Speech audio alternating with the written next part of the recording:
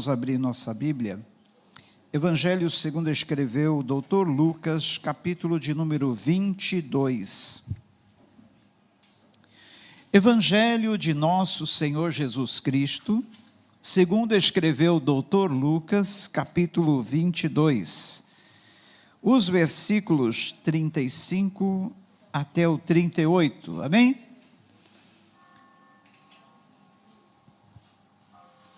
A partir do versículo 35, Mateus, por favor. Lucas, isto.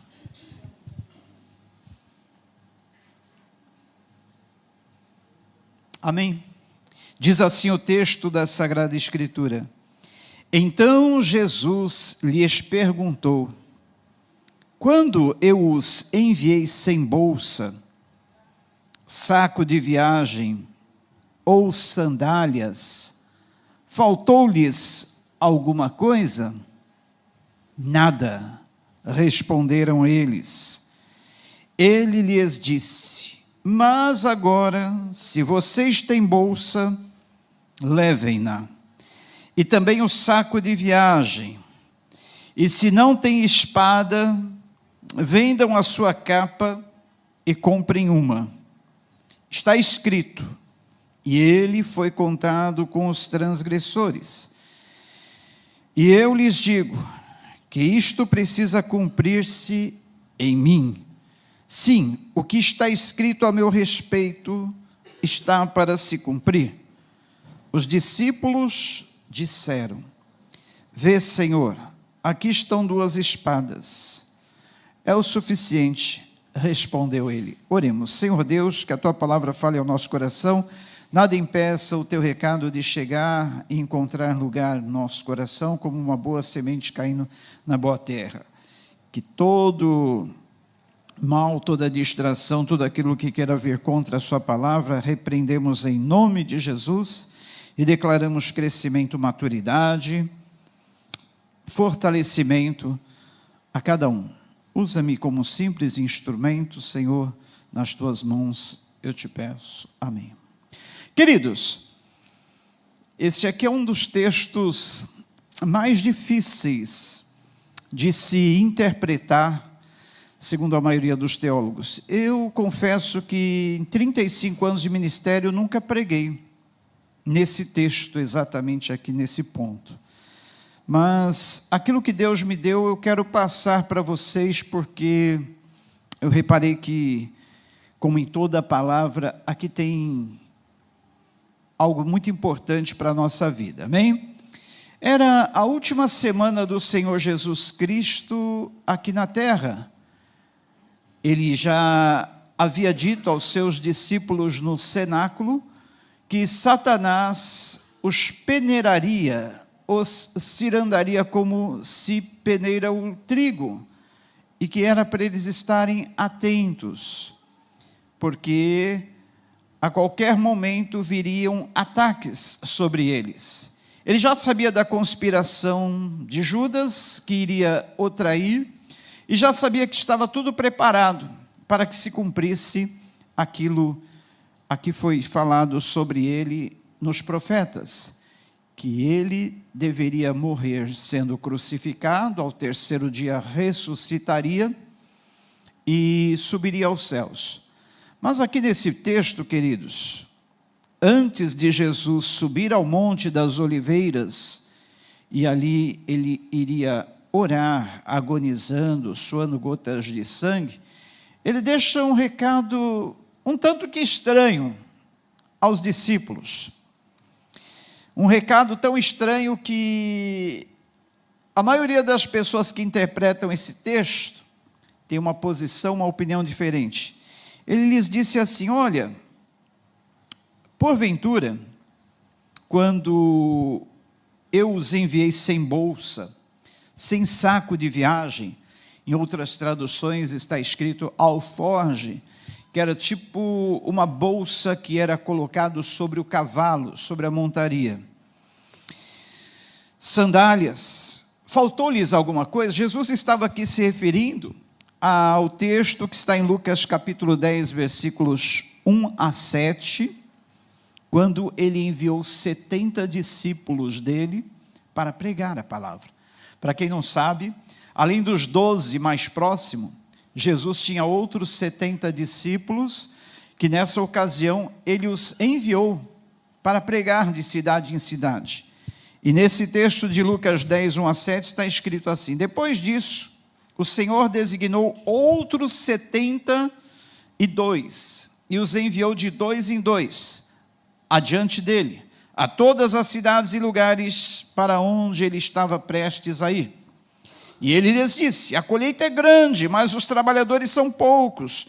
Peçam, portanto, ao Senhor da colheita que envie trabalhadores para a sua colheita. Vão, eu os envio como cordeiros no meio de lobos. Não levem bolsa, nem saco de viagem ou alforge, nem sandálias, e não saúdem ninguém pelo caminho. Quando entrarem em uma casa, digam primeiro: paz a esta casa. Se houver ali um homem de paz, a paz de vocês repousará sobre ele. Caso contrário, ela voltará para vocês. Fiquem naquela casa e comam e bebam o que derem a vocês. Pois o trabalhador é digno do seu salário. Não fiquem mudando de casa em casa. Reparem, queridos, que no episódio de Lucas 10, o recado foi totalmente diferente àqueles 72 discípulos que ele enviou a pregar, como uma espécie de logística. Aqueles discípulos deveriam chegar primeiro às cidades onde Jesus estaria chegando depois, como se fosse uma pré-anunciação. E nesta designação, Jesus disse assim: olha, não levem bolsa, nem saco de viagem ou alforge, nem sandálias, e nem saúdem ninguém pelo caminho. É interessante essa orientação deles não saudarem ninguém pelo caminho, porque a saudação dos judeus naqueles dias era diferente da nossa saudação hoje em dia. Hoje em dia a gente passa para as pessoas: oi, tudo bem, boa tarde, bom dia, como vai, tudo jóia? E pronto. Naqueles dias não, era diferente. Quando dois judeus se encontravam no caminho, eles demoravam bastante tempo naquela saudação. Eles cumprimentavam um ao outro, um perguntava ao outro sobre a sua saúde, sobre a sua vida pessoal, depois perguntavam sobre a família, a saúde da família, como estavam os filhos, como estavam as finanças. Era algo que demorava. E já pensou, se naquela missão eles saudassem dessa forma todos que eles encontrassem pelo caminho? Então Jesus sabia da urgência daquela missão e deu-lhes esta orientação: não saúdem ninguém pelo caminho. E quando entrarem em uma casa, digam: paz a essa casa. E fiquem naquela casa, e comam e bebam o que derem a vocês, pois o trabalhador, o obreiro, é digno do seu salário. Jesus era muito bem quisto. A gente sabe que o ministério de Jesus é dividido em algumas fases. A primeira fase é a fase da popularidade.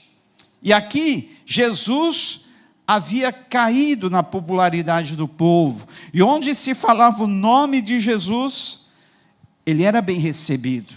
Ou os discípulos que fossem em nome dele eram bem recebidos. Por isso que Jesus disse: olha, não precisam levar nada.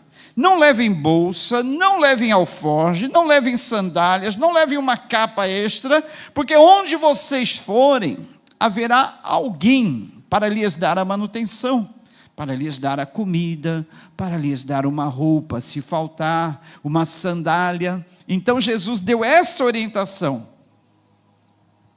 Só que agora, depois de 3 anos, porque isso aqui foi no início do ministério de Jesus, depois de 3 anos, Jesus lembra aqueles 12 discípulos: olha, vocês lembram lá no início do ministério, quando eu mandei vocês irem de cidade em cidade, e que não era para vocês levarem nada, levar bolsa, nem alforge, nem sandália, nem capa? Vocês lembram?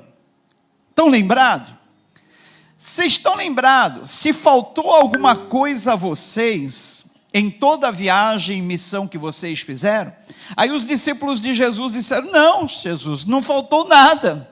Por incrível que pareça, eles haviam sido supridos em todas as necessidades, em todo o caminho que eles andaram. Eu não sei quanto tempo durou aquela missão, mas em todo tempo eles foram supridos de toda necessidade.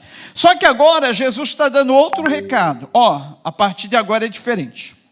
Naquele tempo eu falei para vocês não levarem bolsa, nem alforge, nem sandália, nada.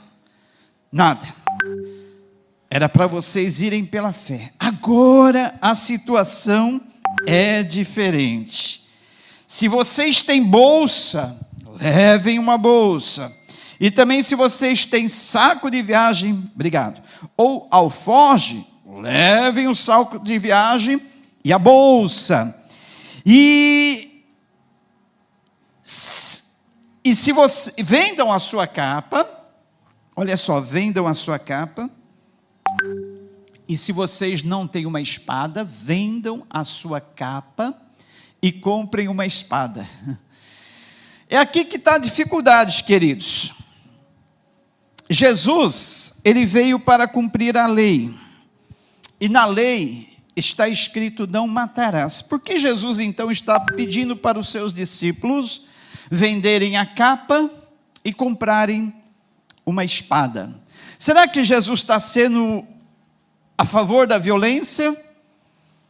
Será que era isso que Jesus estava querendo dizer para eles? Olha, vendam a capa, comprem uma espada, porque vocês vão ter que matar. Será que era isso? Os defensores do armamento dizem que sim. Aqueles que são contra o armamento dizem que não, que Jesus estava falando num sentido figurado.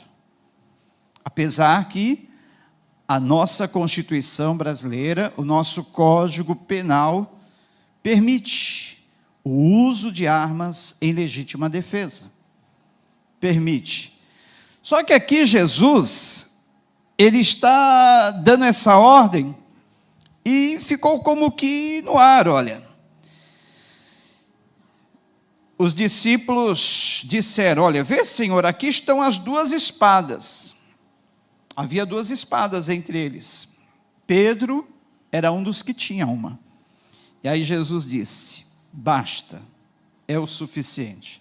Alguns dizem que Jesus estava querendo dizer: olha, chega, vocês não entenderam nada. Outros estão dizendo que Jesus está dizendo: tá bom, duas espadas já está muito bom. Mas afinal, o que Jesus quis dizer com isso? Se você, quem não tem uma espada, venda a sua capa e comprem uma. Queridos, o próprio texto, quando vocês estiverem no curso de preparação ministerial, que é para todos, tá? Todos. Porque eu vou explicar que todos têm um ministério. Romanos capítulo 12, nós temos 9 dons que são chamados dons básicos.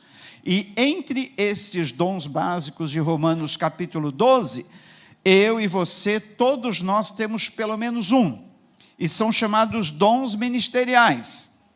Então todos nós temos um ministério. Então essa escola de preparação para o ministério é para todos, né? Em outras denominações talvez seria chamado de escola bíblica dominical, mas o termo escola bíblica dominical está muito desgastado, né? E caiu num certo desuso, por muitas vezes perder a finalidade. Só que a nossa escola de preparação ministerial é diferente. Ela tem um objetivo, ela tem um tempo, tá? Ela é dividida em módulos, e mais para frente eu vou explicar como é que vai funcionar. É gratuito e é para todos. Então, queridos, na nossa escola de preparação para o ministério, você irá aprender que a Bíblia se explica pela própria Bíblia. O texto se explica pelo próprio texto. Dentro de um contexto, o próprio contexto vai explicar o texto que nós queremos ler.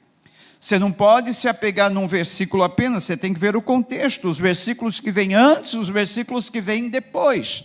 E até um capítulo antes, um capítulo depois, e até outros livros, para que você entenda aquilo que está sendo falado. Você pode usar outros livros como dicionários, comentários e livros explicativos sobre a Bíblia? Pode, mas a própria Bíblia, ela se explica por ela mesma. E a explicação desse texto aqui está muito clara, queridos. Jesus disse: se você não tem espada, venda a sua capa e compre uma. E a resposta, por que Jesus pediu para eles comprarem espada? Está no versículo 37. E ele disse: está escrito, e ele foi contado com os transgressores. Onde é que está esse texto, queridos? Em Isaías capítulo, ou melhor, num dos Salmos, Isaías capítulo 53, versículo 12. Se você abrir a sua Bíblia, em Isaías 53, versículo 12, está falando exatamente desse texto que Jesus mencionou. E lá em Isaías 53, 12, está escrito: por isso eu lhe darei uma porção entre os grandes, e ele dividirá os despojos com os fortes, pois derramou a sua vida até a morte e foi contado entre os transgressores. Porque ele levou o pecado de muitos e pelos transgressores intercedeu. Queridos, o Antigo Testamento tem cerca de mais de 300 profecias a respeito de Jesus. Profecias que falam minuciosamente sobre o seu nascimento, sua vida, seu tipo de morte, a sua ressurreição, enfim, palavras que Jesus falaria. São mais de 300 profecias no Antigo Testamento, mencionando detalhes e características que se cumpririam na vida e no ministério de Jesus, muitas centenas de anos depois. E aqui, em Isaías, está uma dessas profecias. O profeta Isaías menciona que Jesus seria contado entre os malfeitores. Então, para que se cumprisse essa profecia, e Jesus explica que é exatamente por isso, Jesus não está incentivando os seus discípulos a usarem de violência. Jesus não está incentivando os seus discípulos a usarem de armas. Ele está simplesmente dizendo: olha, vendam as suas capas, compre uma espada, que é para que se cumpra o que de mim foi escrito, que ele foi contado entre os transgressores. Eles não tinham do que acusar Jesus. Então, para que se cumprisse a profecia que ele foi contado entre os malfeitores, que ele foi visto entre os malfeitores, ele pediu que os seus discípulos providenciassem espadas, porque quando os guardas romanos viessem prendê-lo, Pedro iria sacar da sua espada, iria cortar a orelha direita do servo do sumo sacerdote, que era chamado Malco, e aí os soldados iriam dizer depois: as autoridades eclesiásticas judaicas, os homens do templo, sacerdotes e tudo mais, iriam dizer: olha, ele é um bandido, ele estava no meio de bandidos, de homens que puxam da espada e cortam a orelha.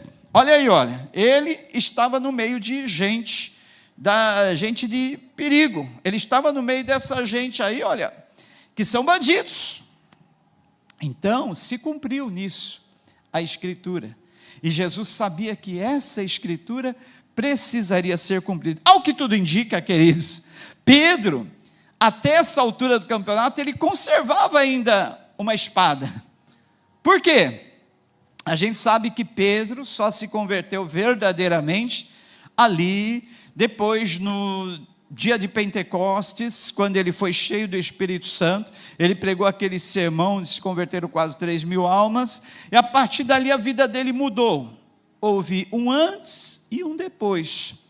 Mas até essa altura, Pedro era um dos que ainda portava uma espada. Outros vão dizer que era uma simples adaga, uma peixeira que eles usavam para cortar comida, carne, peixe no caminho, cortar galhos de árvores, mas ao que tudo indica era uma espada mesmo. E Jesus então disse: basta, está bem, 2 espadas já é o suficiente. E exatamente esta profecia se cumpriu através deste ato. Agora, queridos, uma outra lição que o texto ainda nos sugere é que Jesus, através disso, dizendo: olha, se no outro tempo vocês não levaram bolsa nem alforje, vocês não levaram sandália extra, vocês não levaram uma capa extra, vocês não levaram nada, nem espada, agora é diferente. Estão para vir tempos difíceis sobre vocês. Vocês já não encontrarão mais tanta facilidade como as que vocês encontravam quando estavam comigo aqui no ministério terreno. Vocês vão encontrar dificuldade, vocês vão encontrar perseguição. Nada mais será como antes. Era como se Jesus estivesse dizendo: olha, novos tempos, mudanças à vista, a coisa vai apertar para vocês. Vendam a capa, comprem uma espada, porque agora é guerra, é luta. E essas palavras que Jesus está dizendo aqui, queridos, valeu para os discípulos naqueles dias, porque então começou uma grande perseguição sobre eles, porque todos aqueles que andaram com Jesus foram perseguidos. Se vocês não sabem, todos os 12 apóstolos morreram de morte violenta, com exceção de João, o apóstolo, que morreu exilado numa ilha de Pátimo, sujeito a trabalhos forçados. Conta a tradição que ele foi jogado num caldeirão quente, mas ele sobreviveu. E viveu até uma boa idade, talvez uns 90 e poucos anos, morrendo de morte natural, mas trabalhando como escravo na ilha de Pátmos. Então, queridos, aí nós vemos que realmente isso se cumpriu na vida dos discípulos. Essa palavra que Jesus disse: olha, tempos difíceis virão, vocês sofrerão perseguição, vocês já não mais serão bem recebidos como na missão anterior, agora a coisa mudou. Então se preparem, vendam a capa se vocês têm uma e comprem uma espada. Ou seja, fiquem preparados, fiquem alertas, estejam preparados, pois é guerra. E se a palavra é atual, qual o recado que Jesus está querendo nos transmitir para os nossos dias? A Bíblia diz, queridos, lá no texto que está em 2ª carta aos Coríntios 10, 4 e 5, o seguinte, 2ª carta aos Coríntios 10, 4 e 5. As armas com as quais lutamos não são deste mundo, não são humanas, mas poderosas em Deus para destruir fortalezas, para se levantar, para destruir todos os argumentos e toda altivez que se levanta contra o conhecimento de Deus, e levando cativo todo pensamento para torná-lo obediente a Cristo. E em Hebreus capítulo 4, versículo 12, está escrito: pois a palavra de Deus é viva, eficaz, mais afiada que qualquer espada de 2 gumes. Ela penetra a ponto de dividir alma e espírito, juntas e medulas, e é apta para julgar os pensamentos e as intenções do coração. Lá em Efésios capítulo 6, versículos 10 em diante, está escrito que a nossa luta não é contra carne e sangue, mas sim contra os principados, potestades, forças espirituais da maldade nas regiões celestiais. Portanto, tomai toda a armadura de Deus, para que possais estar firmes no dia da peleja e resistir a todo ataque do mal. Vestindo, pois, o capacete da salvação, a couraça da justiça, o cinturão da fé, aliás, o cinturão da verdade, a espada do Espírito, o escudo da fé, e calçados vossos pés com os calçados preparatórios para a pregação do Evangelho da paz. Queridos, aqui, nessa palavra que Jesus nos transmitiu para os seus discípulos e está transmitindo a nós, está bem claro. A espada que nós temos que portar nos dias atuais, esta aqui, ó, a espada do Espírito, que é a palavra de Deus, que é uma arma de ataque e também é uma arma de defesa. Conta-se que um certo cristão estava viajando de trem e ao lado dele estava um passageiro que era totalmente ateu. E ele estava lendo a Bíblia. O passageiro ateu do lado dele disse: você está lendo esse livro aí? Pois eu não creio nada do que está escrito nesse livro, tá? Deus não existe, eu sou um ateu, e você está perdendo o seu tempo, jovem. Aquele jovem, então, a cada ataque recebido do ateu, ele respondia com um versículo da palavra. E o ateu tentava argumentar, tentava desviar ele da palavra, tentava entrar com outros argumentos, falar mal da igreja, falar mal dos pastores, falar mal dos crentes, mas o jovem sempre respondia com um versículo da palavra. E assim foi até o fim da viagem. Tempos depois, aquele jovem voltou a encontrar aquele ateu, na mesma estação de trem. E aí se cumprimentaram, e o ateu, que agora não era mais ateu, era um ex-ateu, cumprimentou com a paz do Senhor e disse assim: olha, agora eu sou também evangélico, agora eu também sou da Bíblia, olha aqui a Bíblia na minha bolsa. Pois lembra-se, daquele dia que nós nos encontramos no trem, eu tentei fazer você desviar dos argumentos da Bíblia, mas eu não conseguia. Você permaneceu argumentando a Bíblia, versículos, palavra, e eu tentava fazer você sair da palavra, ir com seus argumentos próprios, porque na verdade, aquelas palavras da Bíblia estavam me ferindo como uma espada, e aquilo foi penetrando no meu interior, foi machucando minha consciência, e eu não consegui mais, depois daquele dia, ter a minha consciência tranquila, até que eu entreguei a minha vida a Jesus. Então, queridos, é isso que a Bíblia diz, quando fala que a palavra de Deus, ela é infalível, é como uma espada de dois gumes, que penetra até a divisão da alma do espírito, das juntas e medulas, e é apta para discernir os pensamentos e atitudes do coração. Então aí fica uma importante lição para nós: quando você evangelizar, não use os seus argumentos pessoais. O ateu, o anticristão, ele vai entrar com esses argumentos, dizendo assim: olha, a igreja não presta, os crentes são isso e são aquilo, os pastores são isso e são aquilo, querendo que você use argumentos de defesa própria, mas não, use a palavra, e tão somente a palavra. A cada ataque você contra-ataca com a palavra, pois é a palavra que é infalível, é a palavra que é como uma espada de dois gumes, que vai penetrar no interior da pessoa, e a palavra de Deus não volta vazia, ela sempre cumpre a finalidade para a qual ela está proposta. Compreenderam, queridos? Funciona, porque não somos nós que convencemos as pessoas, é o Espírito Santo, não somos nós. E o Espírito Santo irá fazer uso da palavra de Deus para convencer qualquer coração incrédulo, por mais duro que seja.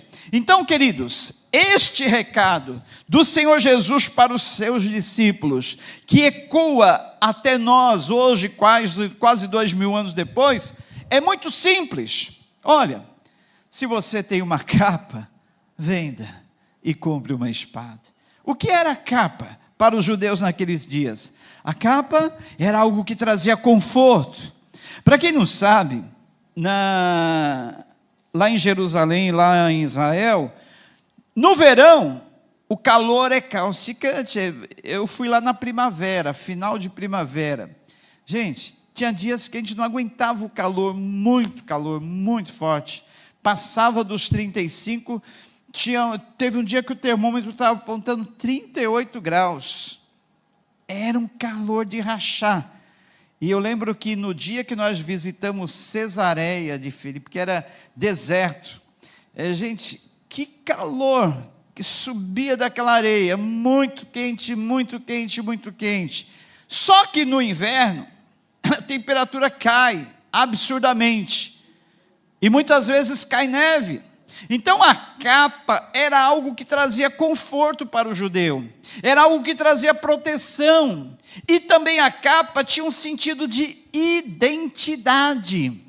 Muitas vezes, pelo tipo de capa que a pessoa usava, aquilo identificava ela. Por exemplo, vocês lembram que lá em Marcos capítulo 10, no texto que Jesus encontra um mendigo, o Bartimeu, ele lançou de si a sua capa para ir ao encontro de Jesus, porque aquela capa que Bartimeu usava era tipo de uma licença para que ele pudesse mendigar, para que ele pudesse recolher esmolas. Era uma capa que o identificava como mendigo.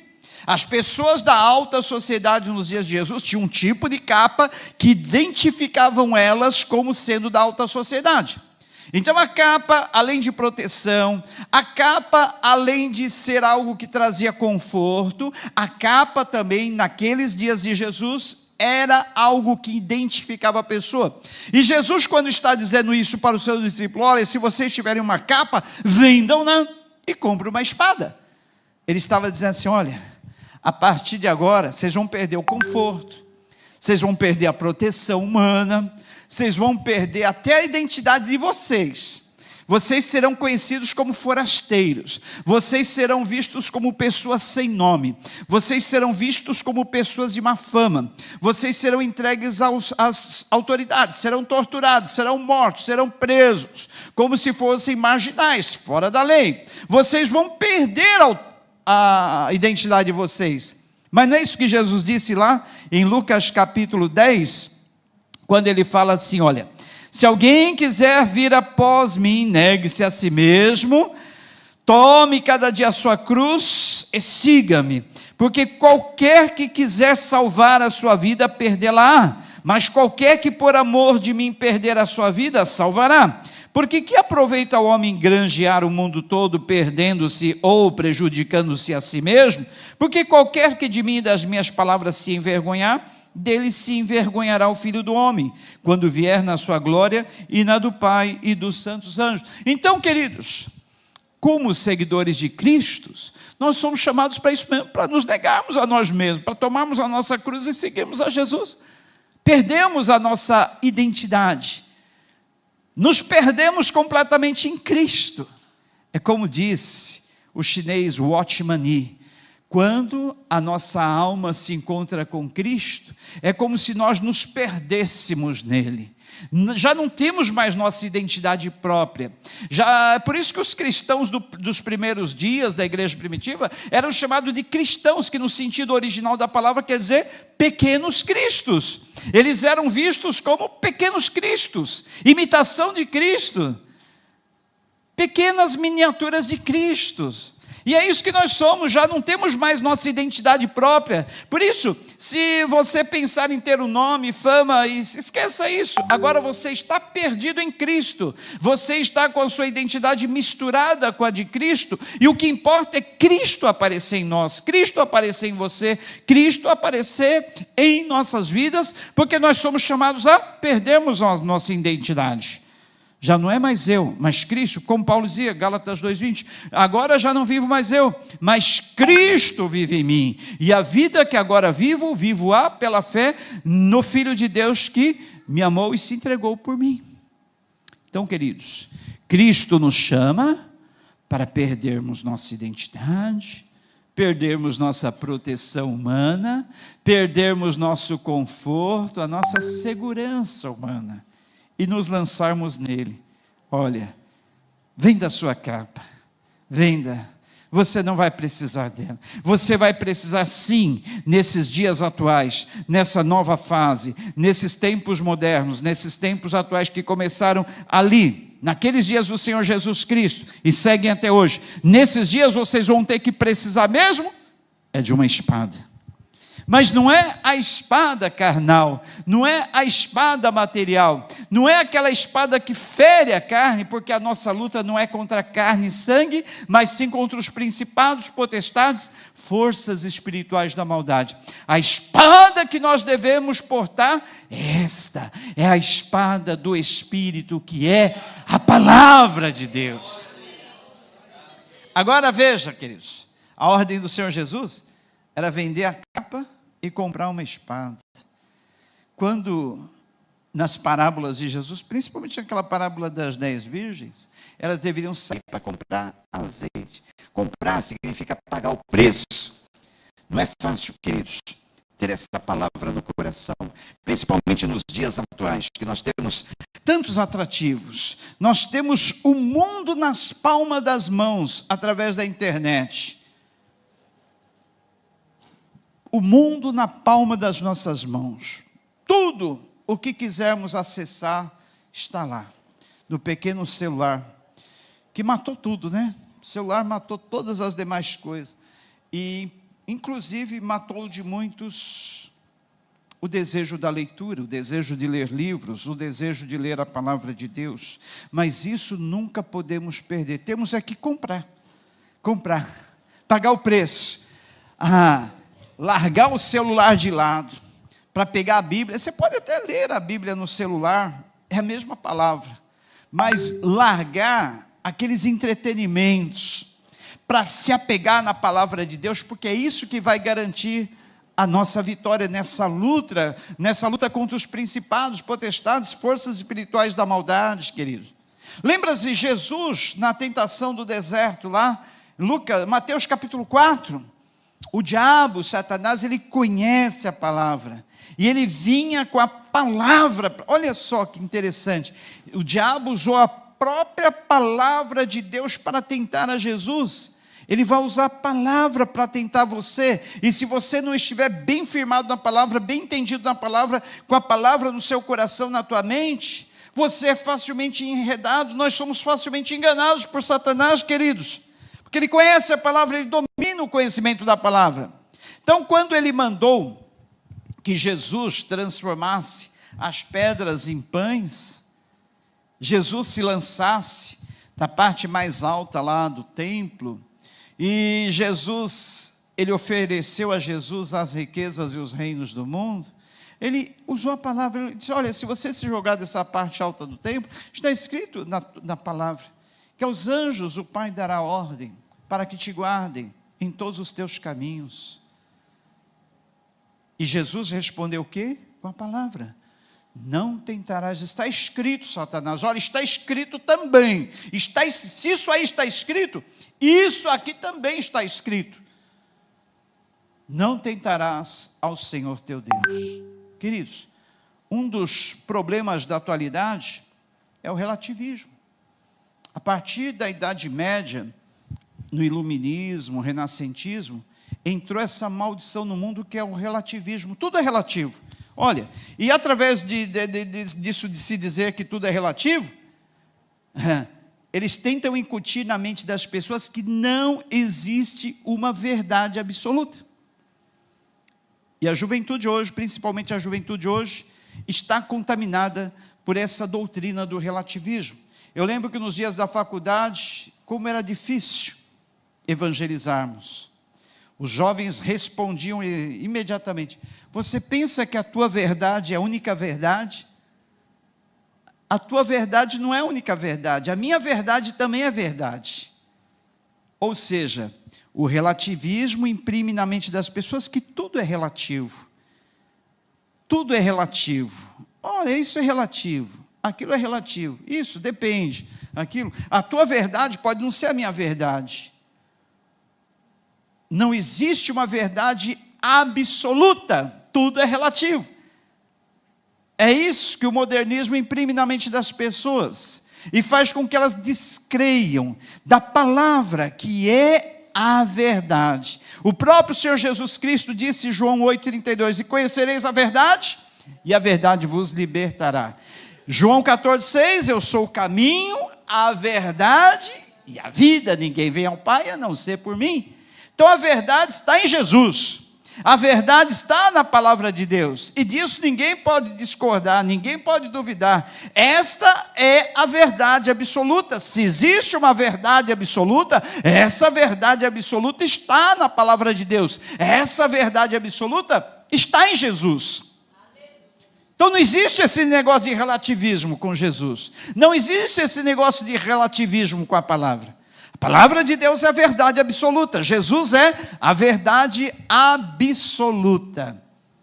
Só que Satanás, sendo mestre do engano, ele usa a palavra de uma forma distorcida. Se jogue da parte mais alta do templo, seja visto pelas pessoas como alguém que é protegido miraculosamente por Deus, porque está escrito que aos anjos Deus dará ordem para que te guardem em todos os teus caminhos. Satanás, essa é uma verdade da palavra. O Senhor promete que aos anjos daria ordem para nos guardar em todos os nossos caminhos, mas desde que não venhamos a tentar o nosso Deus.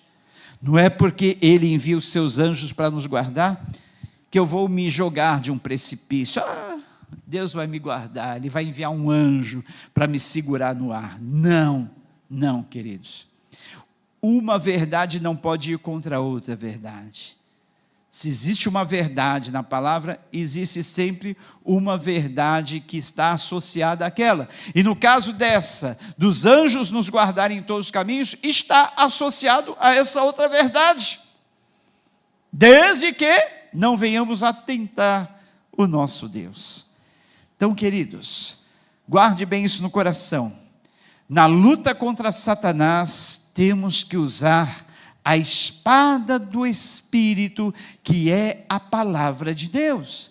E para termos essa palavra no nosso coração, nossa mente, temos que pagar o preço das madrugadas estudando a Bíblia, o preço de renunciar, abdicar de outras distrações e outros entretenimentos no celular, para nos apegarmos à palavra. Há um preço. Vem da sua capa, vem da sua identidade pessoal, venda o seu conforto, venda a sua segurança, venda e compre a espada do Espírito, que é a palavra de Deus. Ter a palavra de Deus no coração, ter a palavra na mente, exige um preço a se pagar. E há uma recompensa. Salmo 1, bem-aventurado, que quer dizer mais do que feliz, mais do que abençoado, é aquele que não anda segundo o conselho dos ímpios, não se assenta na roda dos escarnecedores, nem se detém no caminho dos pecadores, antes tem o seu prazer na lei do Senhor, e na sua lei medita dia e noite. Pois será este varão ou esta varoa como árvore plantada junto às correntes das águas, que dá o seu fruto do seu devido tempo, e não receia quando vem o calor, e as suas folhas permanecem sempre verdes, porque as suas raízes vão direto para as águas, como uma árvore plantada bem na beira de um ribeiro. É assim, queridos, se há um preço a pagar, há também uma bênção, há também uma recompensa. Aquele que se dedica ao estudo da palavra, aquele que se dedica a aprender essa palavra dia e noite, é bem-aventurado, é mais do que feliz, é mais do que abençoado. Em Josué 1,9, Deus deu o recado a Josué: Josué, ser forte e corajoso, não temas nem te espantes, não pares diante dos perigos do caminho. Olha, Josué, não se aparte da tua boca as palavras do livro dessa lei, antes medita nela dia e noite, para teres o cuidado de fazer tudo quanto nesse livro está escrito, e então prudentemente te conduzirás, e será bem sucedido em tudo o que fizeres, Josué. Olha só, as promessas do Senhor, quando nós nos dedicamos ao estudo da palavra: bênçãos de prosperidade, bênçãos de sermos bem-sucedidos, sucesso na nossa caminhada, proteção, e na luta contra as forças do mal, vitória, vitória, vitória, em nome de Jesus. Queridos, guardem essa palavra no coração de vocês nesta noite. Já estou terminando. Guardem essa palavra no coração de vocês. Olha, não se aparte dessa palavra. Satanás vai querer colocar tanta distração no teu caminho. Satanás vai querer dizer que tudo é relativo, que nada é absoluto, que não existe uma verdade absoluta. Satanás vai tentar modificar. Prova disso. Gente, se esse livro não fosse a verdade, ele não teria sido tão atacado. Na Idade Média, quiseram acabar com todas as Bíblias.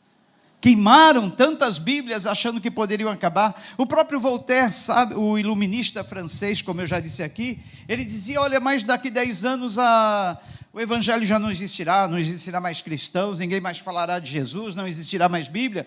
Ele morreu logo depois e a casa dele foi transformada numa casa publicadora de Bíblias, e a imprensa dele, que era utilizada para fazer folhetos contra a palavra de Deus, contra o Evangelho, foi utilizada para imprimir Bíblias. Gente, tantos e tantos já atacaram esse livro, e ele permanece, até hoje. Nenhuma palavra dele caiu, todas se cumpriram e todas têm se cumprido. O que será isso, senão a palavra de Deus, viva, verdadeira, infalível e eficaz? É a palavra de Deus, queridos. Não, olha, se ela não fosse um livro tão atacado, poderíamos desconfiar que ela não é a palavra de Deus, mas por ser tão atacado, olha, até hoje, as pessoas estão dizendo, nós temos que escrever outra Bíblia. Essa Bíblia ataca certas categorias de pessoas, certas classes de pessoas. Como é que chama mesmo? As minorias. Não, ela não ataca as pessoas, ela ataca o pecado que está na vida das pessoas. E as pessoas não querem ser confrontadas pela palavra. Foi Spurgeon que disse, a imprensa dele, que era utilizada para fazer folhetos contra a palavra de Deus, contra o Evangelho, foi utilizada para imprimir Bíblias. Gente, tantos e tantos já atacaram esse livro, e ele permanece, até hoje. Nenhuma palavra dele caiu, todas se cumpriram e todas têm se cumprido. O que será isso, senão a palavra de Deus, viva, verdadeira, infalível e eficaz? É a palavra de Deus, queridos. Não, olha, se ela não fosse um livro tão atacado, poderíamos desconfiar que ela não é a palavra de Deus, mas por ser tão atacado, olha, até hoje, as pessoas estão dizendo, nós temos que escrever outra Bíblia. Essa Bíblia ataca certas categorias de pessoas, certas classes de pessoas. Como é que chama mesmo? As minorias. Não, ela não ataca as pessoas, ela ataca o pecado que está na vida das pessoas. E as pessoas não querem ser confrontadas pela palavra. Foi Spurgeon que disse, se eu não me engano, ou Moody, antes dessa palavra trazer conforto, ela tem que trazer confronto. Primeiro a palavra confronta, depois ela nos traz conforto. Ela confronta, e ela vai de encontro contra o pecado. Ela vai confrontar o homem na sua vida pecaminosa, mas é para o bem da pessoa, para que a pessoa tenha uma transformação de vida, e aí ela seja confortada pela palavra. Mas a palavra de Deus não pode trazer conforto sem antes trazer um confronto. Ela precisa confrontar. E é nisso que as pessoas acabam querendo modificar aquilo que na Bíblia está escrito. Quantas pessoas já disseram, temos que reescrever a Bíblia, temos que fazer uma nova Bíblia. O Senhor Jesus disse, passarão os céus e a terra, mas as minhas palavras não hão de passar. Passarão os céus e a terra, mas as minhas palavras não hão de passar. Passarão todos aqueles que querem acabar com a Bíblia, mas as minhas palavras não hão de passar. Passarão todos aqueles que querem mudar a Bíblia, mas as minhas palavras não hão de passar. Passarão todos aqueles que querem mudar, transformar, modificar a palavra que é única, fiel, verdadeira, infalível, mas as minhas palavras não hão de passar. Todos vão passar, mas a palavra de Deus permanece, viva, infalível e eficaz. Quem tem a palavra aí? Levante assim, olha, balance, olha que lindo, ó, que lindo, ó. Câmera, mostra isso, olha, ó, quantas Bíblias, mesmo na época do celular, se você tem a Bíblia no celular, balance aí também a Bíblia no celular, olha, só para Satanás ver. As Bíblias estão aqui, a palavra de Deus está aqui. Por mais que o mundo queira acabar com a palavra, ela permanece viva, infalível e eficaz, porque é a palavra do Deus vivo, é a palavra fiel e verdadeira. Passarão os céus, mas a minha palavra não há de passar, disse Jesus, aleluia. Ei, calas.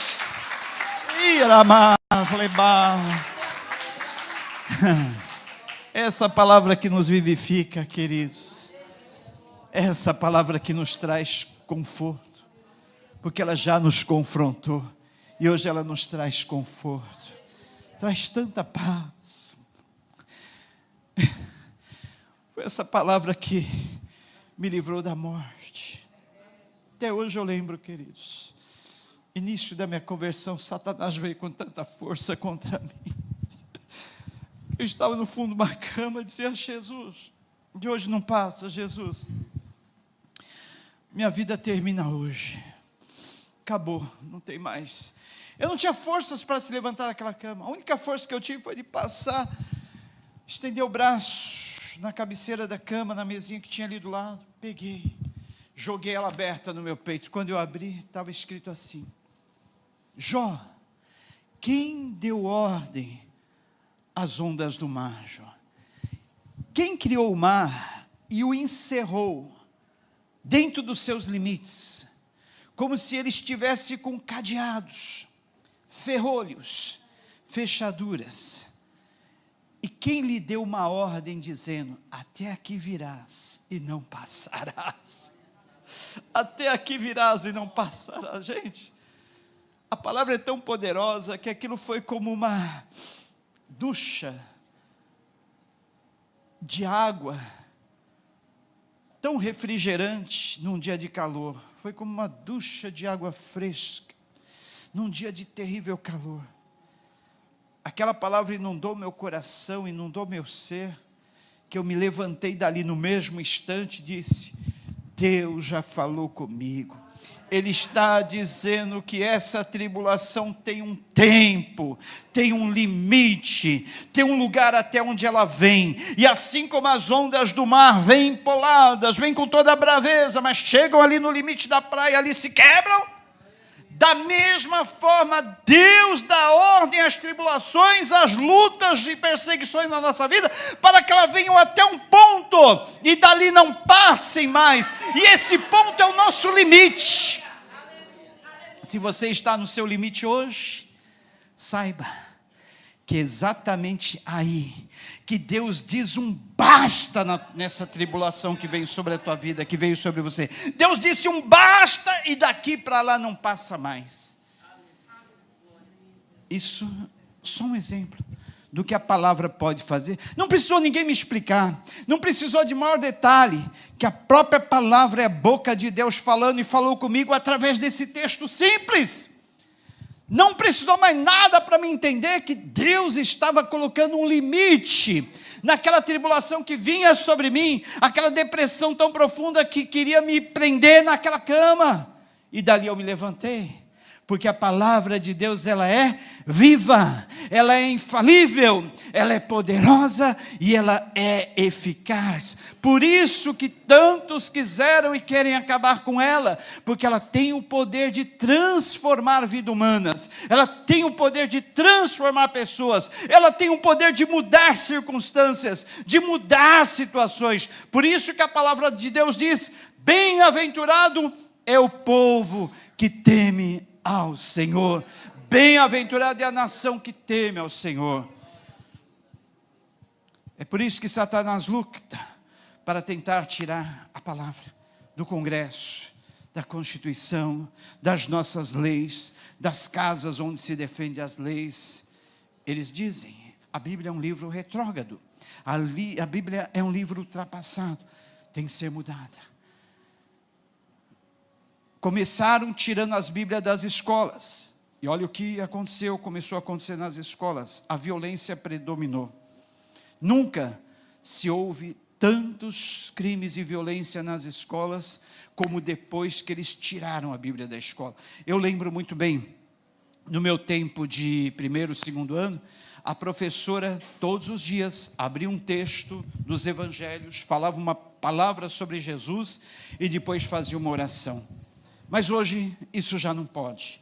Então Satanás, ele entra na vida das crianças, ele entra nas escolas, porque ali já não está mais a espada do Espírito, que é a palavra de Deus, para impedi-lo e ele entra fácil nos corações. Então, para que ele não venha entrar no seu lar, na sua família, na sua vida, tenha a espada do Espírito, vem da sua capa, o seu comodismo, a sua segurança, o seu conforto, os seus entretenimentos, e compre uma espada. Pague o preço para ter essa palavra na sua boca, no seu coração, na sua mente, no seu lar, na sua família. E não é ela aberta lá no Salmo 91, lá na estante, empoeirada. É ela na vida da família, é ela na vida, no coração, na mente. Amém? É assim que ela nos protege, não como um amuleto de sorte, mas como a verdadeira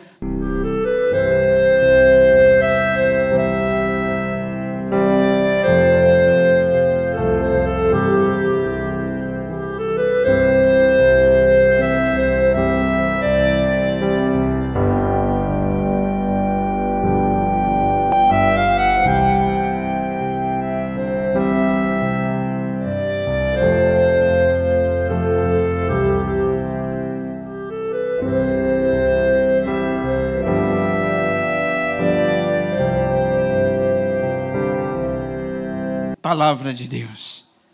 Amém.